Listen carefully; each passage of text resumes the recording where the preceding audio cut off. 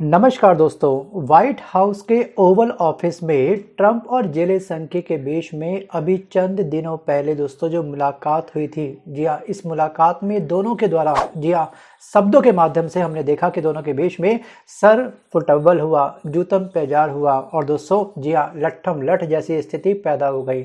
और इन दोनों की दोस्तों इस मीटिंग की समाप्ति के बाद पूरी की पूरी दुनिया वर्तमान समय में दो हिस्सों में बढ़ती हमको साफ साफ दिख रही है। और ऐसा ही मंजर हमने इतिहास के पन्नों में एक बार देखा भी था और पढ़ा भी था, जब हमारी पूरी की पूरी दुनिया दो ध्रुवों में बटी हुई थी और दोनों ध्रुवों के नुमाइंदों में जी हाँ एक तरफ अमेरिका था और एक तरफ था आपका यूएसएसआर, जी हाँ, जिसको वर्तमान में हम लोग रूस कहते हैं। और इसकी सारी की सारी बौद्धिक ताकत तमाम देशों की या फिर पूरे के पूरे तमाम वर्ल्ड की जी हाँ शतरंज के इस खानों में उस समय सिमट करके आई थी। और वही सेम नज़ारा, वही सेम मंजर हमको वर्तमान समय में फिर से जी हाँ होता हुआ दिख रहा है। सो गाइस, अमेरिका के राष्ट्रपति डोनाल्ड ट्रंप ने जेलेंस्की से मुलाकात के कुछ घंटों बाद मीडिया से क्या कहा था, आपको बखूबी याद होगा। जी हाँ, अगर याद नहीं है तो मैं आपको याद दिलवा दूं कि ट्रंप ने मीडिया के सामने ये कहा कि वो शख्स यानी कि जेलेंस्की शांति नहीं चाहता है, जी हाँ, लेकिन मैं तुरंत संघर्ष विराम करना चाहता हूँ। और रूस के राष्ट्रपति भी, मतलब कि जो व्लादिमीर पुतिन है रूस के राष्ट्रपति, वो भी शांति समझौते के लिए तैयार प्रतीत होते हुए मुझको दिखाई दे रहे हैं। मतलब कि ट्रंप लगातार, हम देख पा रहे हैं साफ साफ कि रूस का समर्थन पाना चाहते हैं। लगातार रूस के जो ट्रंप नज़दीक जा रहे हैं दोस्तों, इसके पीछे ट्रंप की एक बहुत बड़ी सोची समझी एक बहुत बड़ी चाल है। जी हाँ, चाल क्यों है? क्योंकि दोस्तों आपको याद होगा कि इस समय रूस ब्रिक्स संगठन में शामिल है। इस समय क्या, जब से हमारा ब्रिक्स संगठन बना है तब से लेकर के अब तक हम 5 देश इसकी बैकबोन है, जिसमें आपका भारत भी है, ब्राज़ील भी है, रूस, चीन और दक्षिण अफ्रीका।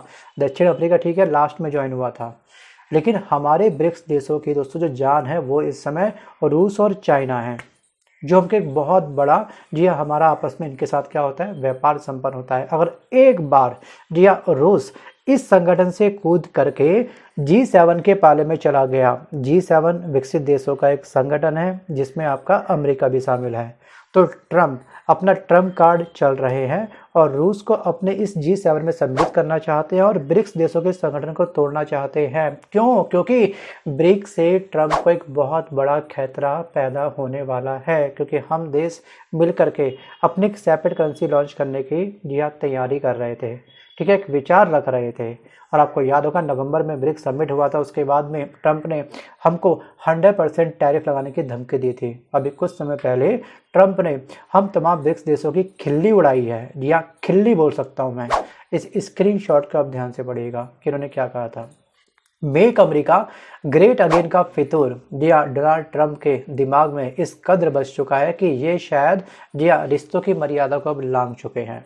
आप देख पा रहे हैं किस तरह से जी हाँ अपने ट्रंप 2.0 के कार्यकाल के पहले ही दिन 100 में से 78 फैसलों को पलट देना, WHO की मेंबरशिप को या फिर उनको देने वाला जो अनुदान था उसको स्टॉप कर देना, अपनी कंट्री के USAID जो एजेंसी है तमाम देशों को जो अनुदान देती है, किस किस देशों को कितना अनुदान देती है उस पर जी आप फुल स्टॉप मार देना।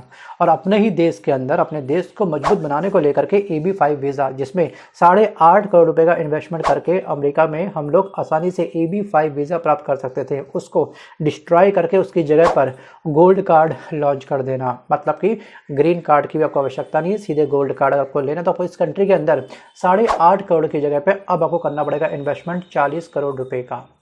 सोचिए, अपने देश के बारे में मेक अमेरिका ग्रेट अगेन को सशक्त बनाने को लेकर के, इस आंदोलन को बिल्कुल सफल बनाने को लेकर के ये लगातार अपने अपने तरीके से एक्शन ले रहे हैं। और हम ब्रिक्स देश जी हाँ 10 देश मिल करके अपनी एक सेपरेट करेंसी भी लॉन्च नहीं कर सकते हैं। तो गाइस आपको ध्यान रखना है, ब्रिक्स में मूल देश 5 देश थे, जिसमें आपका भारत, ब्राज़ील, रूस, चीन, दक्षिण अफ्रीका था। उसके बाद इसमें 5 देश और शामिल हुए थे। कौन कौन इसमें दोस्तों शामिल हुआ था? आपका मिस्र, इथियोपिया, ईरान, इंडोनेशिया और UAE। और ब्रिक्स देशों की GDP वर्ल्ड की 37% है, जबकि G7 जहाँ पे ट्रंप शामिल हैं, जिस संगठन में G7 के अंदर जिसमें रूस को ये लाना चाहते हैं, उसकी GDP मात्र 30% है। सोचिए 30 और 37 में एक बहुत बड़ा डिफरेंस है। मैं बात कर रहा हूँ GDP की। GDP 200 रुपये से नहीं, कई अरबों खरबों रुपए से बनती है GDP का difference. Think about it. So guys इसके अलावा इनको ध्यान रखना है कि 2022 तक जो ब्रिक्स देशों की आपसी ट्रेड थी उसमें 56% का इजाफा हुआ है, मतलब वृद्धि हुई है। और जब आपस में व्यापार कर रहे हैं दोस्तों वो करते हैं डॉलर के अंदर। डॉलर का जो वर्तमान में रेट होता है उसी के आधार पर हमको दिया डॉलर खरीदने को लेकर के, अभी व्यापार करने को लेकर के बहुत बड़ा मॉनेटरी लॉस होता है, क्योंकि डॉलर के प्राइस लगातार बढ़ रहे हैं। अगर हम सेपरेट करेंसी अपनी लॉन्च कर देते हैं ब्रिक्स देश, तो इसमें ट्रम्प को लग रही है बहुत तगड़ी मिर्ची, क्योंकि उसको जो प्रॉफिट हो रहा है वो स्टॉप हो जाएगा। एक बहुत बड़ा लॉस होगा इस समय ट्रम्प को, तो इसलिए फिलहाल वो चाहते नहीं कि हम लोग डॉलर की जगह पर किसी और मुद्रा का प्रयोग करें। सो गाइस, वर्ल्ड की 45% आबादी ब्रिक्स देशों में है और ये देश दुनिया के या 1/3 क्षेत्रफल में फैला हुआ है।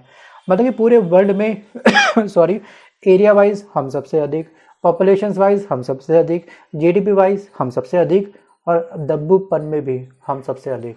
सच कहूँ तो हम इस समय ट्रम्प से जो डर रहे हैं ना, हमको डरने की आवश्यकता है नहीं, क्योंकि इस समय चिंगारी लग चुकी है तृतीय विश्व युद्ध की, या एक शीत युद्ध स्टार्ट हो चुका है। और तमाम यूरोपीय संघ अब तक यूक्रेन का साथ दे रहे थे, आगे भी दे रहे हैं, ठीक है। और तमाम इन दोनों की मीटिंग के बाद में यूरोपीय संघ के बीच में वर्सेस अमेरिका के बीच में युद्ध स्टार्ट हो चुका है।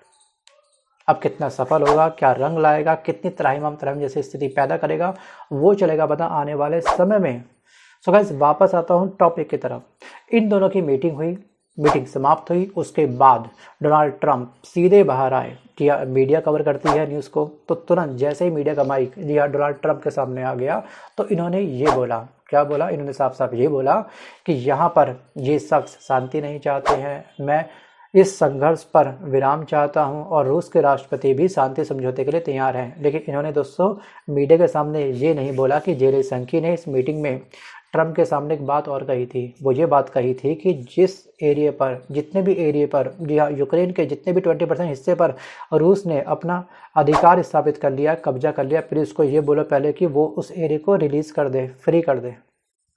जो लोगों की जान गई है दोस्तों, मरे को जिंदा करना पॉसिबल नहीं है, ठीक है। फाइनेंशियली जो लॉस हुआ है वो भी कोई भी दुश्मन कवर नहीं करता है, लेकिन कम से कम इतना तो कर सकता है कि जिस एरिया में दुश्मन ने हमारा कब्जा किया उसको प्लीज़ बोलिए कि उस क्षेत्र पर प्लीज़ अब हट जाए, अपने कदम पीछे कर लें। लेकिन इस बात को लेकर के ट्रंप ने ना तो मीडिया से कुछ कहा, ना ही जेलेंस्की को कोई शॉर्टी दी। एक्चुअली दोस्तों जेलेंस्की ने अपनी एक गारंटी मांगी थी सुरक्षा की, वो भी गारंटी डोनाल्ड ट्रंप ने नहीं दी। एक्चुअली दोस्तों अब तक रूस यूक्रेन युद्ध को 3 साल पूरे हो चुके हैं। 3 साल से लगातार दोस्तों अमेरिका यूक्रेन के सपोर्ट में था, लेकिन ध्यान रखिएगा ये ट्रंप नहीं थे उस समय थे जो बाइडेन। और जो बाइडेन के हर कारनामे को दोस्तों डोनाल्ड ट्रंप पलटने में लग चुके हैं। अभी संयुक्त राष्ट्र में दोस्तों एक मतदान हुआ था इस यूक्रेन युद्ध को लेकर के, रूस यूक्रेन युद्ध को लेकर के, तो सब देशों ने अपना अपना मत दिया कि आप किसकी सपोर्ट में खड़े हुए हैं। तो यूरोपीय संघ, जैसे कि जानते हैं कि यूरोपीय तमाम देश इस समय यूक्रेन के सपोर्ट में थे और इस मतदान के माध्यम से भी उसके सपोर्ट में दिखाई दिए। लेकिन ट्रंप ने जो मतदान दिया वो दिया और रूस के फेवर में। सोचिए, पहली बार ऐसा हुआ है। और उसके बाद में राजनीति बुरी तरीके से क्या हो चुकी है, गर्म हो चुकी है, या फिर सभी देशों के बीच में एक हल्की सी शीत युद्ध की चिंगारी अब प्रज्वलित होती हुई हमको दिख रही है। और दोस्तों इस मीटिंग में डोनाल्ड ट्रंप ने एक बहुत बड़ी भविष्यवाणी कर दी। शायद दोस्तों डोनाल्ड ट्रंप अपने आप को भगवान समझ बैठे हैं। उन्होंने ये बोला कि ये जो जेलेंस्की है या फिर दोस्तों ये यूक्रेन है, वो ये युद्ध रूस के साथ में नहीं जीत सकता। एक स्टैंप लगा दी फाइनली, ठीक है। क्या अपने भगवान वाली फीलिंग डोनाल्ड ट्रंप के अंदर आ चुकी है कि मैंने जो बोल दिया वही होगा। और इसके बाद व्हाइट हाउस के दोस्तों एक प्रवक्ता है जिनका नाम है कैरोलिन लिफ्ट, ठीक है। नाम क्रॉस चेक करता हूँ, राइट, इनका दोस्तों नाम है आपका कैरोलिन लिफ्ट। इन्होंने ये कहा था कि अमेरिकी लीग जो है दोस्तों वो यूक्रेन को पैसे देते देते हुए थक चुका है और जो जेलेंस्की है वो इस जंग की व्यवहारिक हकीकत को पहचानने से इनकार कर रहे हैं। जी हाँ, सत्य ये है कि युद्ध कई साल से चल रहा है, उनके देशवासी लगातार मारे जा रहे हैं, सैनिक मारे जा रहे हैं, पूरी अर्थव्यवस्था चरमरा चुकी है और दोस्तों ये युद्ध कई साल से चल रहा है। जी हाँ, 3 साल इस युद्ध को पूरे हो चुके हैं। चौथे साल के पायदान में जी हाँ ये रूस यूक्रेन युद्ध अब प्रवेश कर चुका है, मतलब एंटर कर चुका है। सो गाइस, अब यहाँ पर जी हाँ जितने भी लोग इस युद्ध के लिए आर्थिक मदद कर रहे थे अब तक, यानी कि अमेरिकी लीग, वे इस बिल का भुगतान करते करते थक चुके हैं। और ट्रंप ने साफ साफ मीटिंग में दोस्तों जेलेंस्की को बोल भी दिया था कि अब हम लंबे समय तक आपकी जी हाँ हेल्प इस युद्ध में नहीं कर सकते हैं, क्योंकि ट्रंप को अपने देश का देखना है। क्योंकि इन्होंने एक चीज़ कहा था, मेरे लिए हमेशा क्या है, फर्स्ट अमेरिका, मेरे लिए पहले मेरा देश पहले होगा। जी हाँ, वो होना भी चाहिए।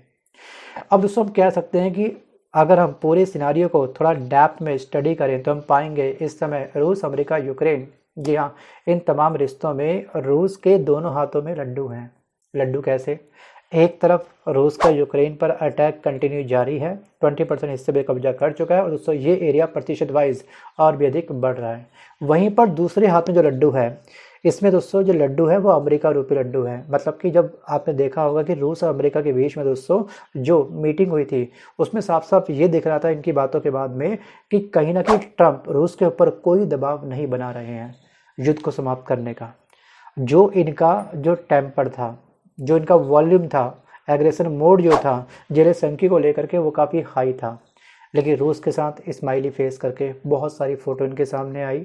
वीडियो में आप सबसे देख सकते हैं दोनों के बीच में क्या बात हुई है, ठीक है। लेकिन जेलेंस्की को ये दबा रहे हैं और रूस को हंस हंस के, जी हाँ, अपनी दोस्ती को मजबूत करके अपने G7 के पाले में लाने का प्रयास कर रहे हैं। सो गाइस, यहाँ पर अब टीका टिप्पणी का दौर दोस्तों स्टार्ट हो चुका है। जो दोस्तों रूस के जो सपोर्ट में है, ठीक है, वो इस समय यूक्रेन के अगेंस्ट में अपनी स्टेटमेंट जारी कर रहे हैं अपने सोशल मीडिया प्लेटफॉर्म के माध्यम से। और दोस्तों वहीं पर जी हाँ, यूरोपीय देश इस समय वर्तमान में तमाम यूरोपीय देश जितने भी हैं वो यूक्रेन के सपोर्ट में खड़े हुए हैं।